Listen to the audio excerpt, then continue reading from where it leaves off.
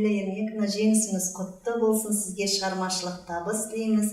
Жалпы осы байқауға қатысу барысындағы өзіңіздің кәсіби әрекетіңіздегі болған өзгерістермен бөлісіп өтсеңіз.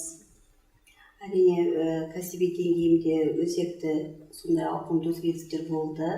Себебі осы 22 жылғы педагогикалық идеялар панорамасы республиканың байқауының аймақтық кезеңінде бірінші жүлделі орынға ие болдым.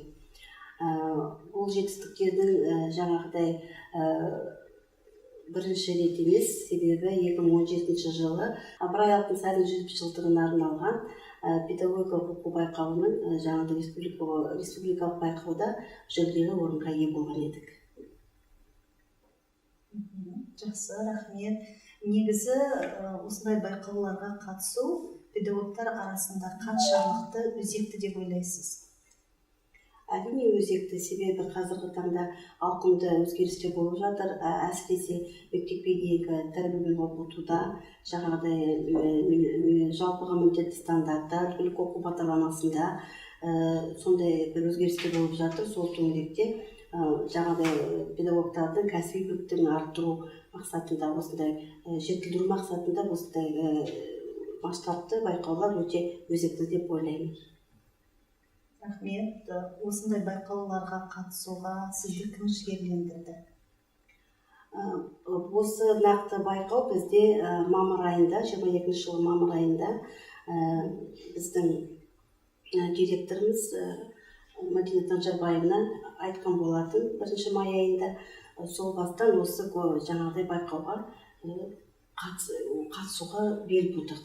Әрине бірнеше жаңағыдай тақырыптарды қарастырылды, жаңағыдай идеялар қарастырылды. Соның ішінде жаңағыдай мектепке дейінгі тәрбие мен оқытуда қазіргі таңда басты балаға басымдық беріп жатыр. Ол жаңағыдай қызығушылықтарына, қажеттіліктеріне, дербестіктеріне қаратай. Сол мақсатта қазіргі таңда әсіресе ойын арқылы оқыту қағидаларын алып жатыр ғой. Осы ойын арқылы оқыту барысында баланың жаңағыдай қызығушылығы, қажеттілігін, дербестігін ескере отырып, осындай енді ойын түрлерінің маңыздылығы қазіргі таңда педагогтарға өте жаңағыдай құнды деп ойлаймын. Сол мақсатпен өзімнің алтын бесік ұжым педагогтарын осы тұрғыда кәсіби жаңағыдай кішкене де болсын біліктіліктерін жетілдіремін, толықтырамын деген ниетпен осындай бір шеберлік сынып көрсеткен болатынмын. Әрине, әріптестердің топ пен ұжымдық жұмыстың маңыздылығын ерекше белгілеп айтып отырсыз. Рахмет. Жалпы осындай байқауларға қатысу барысында өрлеу біліктілікті арттыру ұлттық орталығы ұйымының педагогтарымен қандай сабақтастық бағытта жұмыс жасадыңыздар? Әрине, біз алтын бесік ұжымы көп жылдары жаңағыдай өрлеу біліктілікті арттыру ұлттық орталығының мамандарымен серіктестік жұмысты атқарып отырып, жаңағыдай әдістемелік сүйемелдеуді атқару барысында педагогтардың кәсіби біліктіліктің арттыруында өте зор үлесін қосып жатыр. Әрине, жаңағыдай тыңдаушыларымыз, жаңағыдай біздің педагогтар осы өрлеу орталығында қаншама өздеріне керек деген мақсаты бар.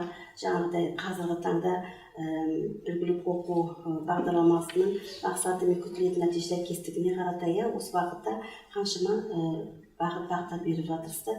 Көптен көп рахмет.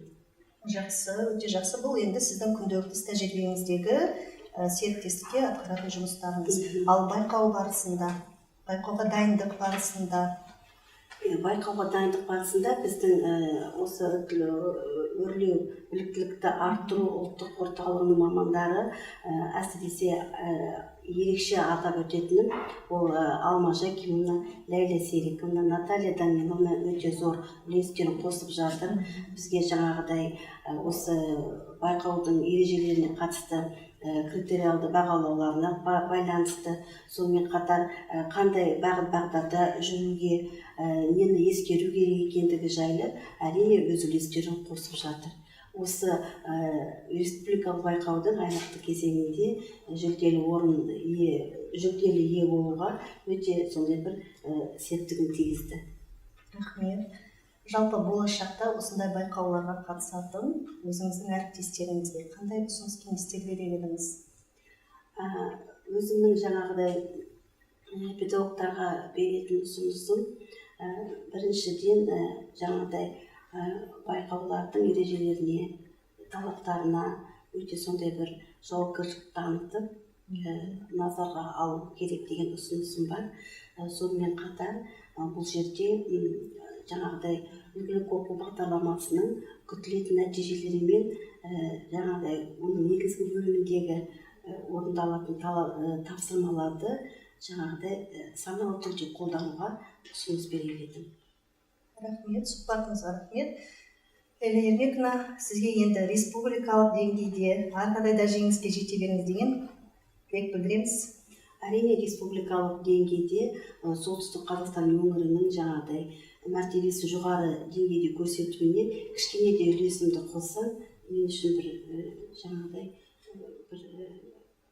бір әсер болар еді.